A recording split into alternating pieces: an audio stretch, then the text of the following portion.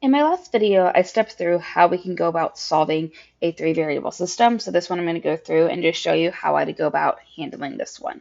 So once again, our first goal when we're solving a three variable system is to eliminate one of our variables off the bat. Looking here, I don't really have any commonality between the coefficients of x. Same thing here. But here, I just see that these are both z. So if I can make one negative, it's going to cancel. And then 2 and 1, all I have to do is multiply by 2 to get rid of it on another one. So I'm going to choose z as my variable to get rid of. So I'm going to start by choosing b and c in order to get rid of z. I know that in order to get rid of it, these need to be opposite. So I am going to change the sign on c as I do this. So 2x plus 3y plus z equals 1.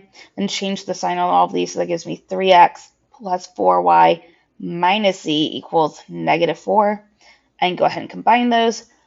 5x plus 7y, my z's cancel, which is my goal, equals negative 3. So I have an equation now with just x and y. I need to do the same thing. I need to choose A. I have to choose my remaining one. And then I could choose either of these that I want to. I'm going to choose B because it doesn't really matter here. In order to cancel, these need to be the same value but opposite sign, the same number. So this needs to be a negative 2. In order to do that, I'm going to multiply this entire equation by negative 2. So A doesn't change. That's negative x plus y plus 2z equals 7. I'm going to multiply all of this by negative 2, so negative 4x minus 6y minus 2z equals negative 2. Now I can see that my z's are going to cancel because there's 2 and negative 2. I'm ready to add. Negative 1 and negative 4 is negative 5. Positive 1 and negative 6 is also negative 5. And then 7 minus 2 is positive 5. Now I have two equations that both have x and y, so I can go ahead and solve these as if it was a two-variable system. So 5x plus 7y equals negative 3. Negative 5x minus 5y equals 5.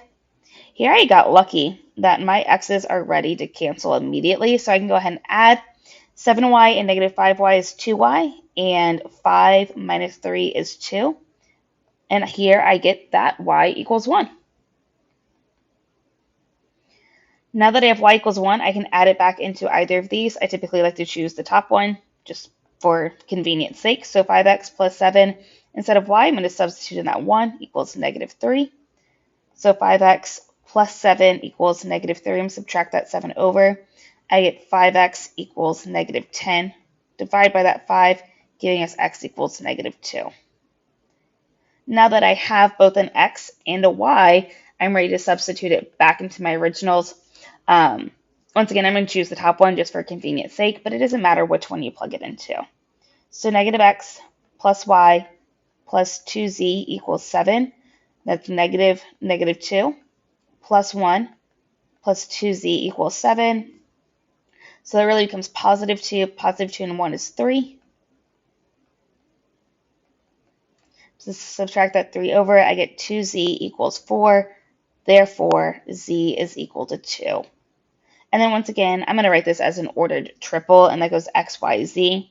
So my x value was negative 2, my y value was 1, and my z value is 2, and this would be my final answer here. So there you have it. Here's an example of how you can solve a three-variable system. Eliminate a variable, do it again. That's what we did here to get a two-variable system. Solve that two-variable system, plug your numbers back into one of your original equations, and you got your third variable.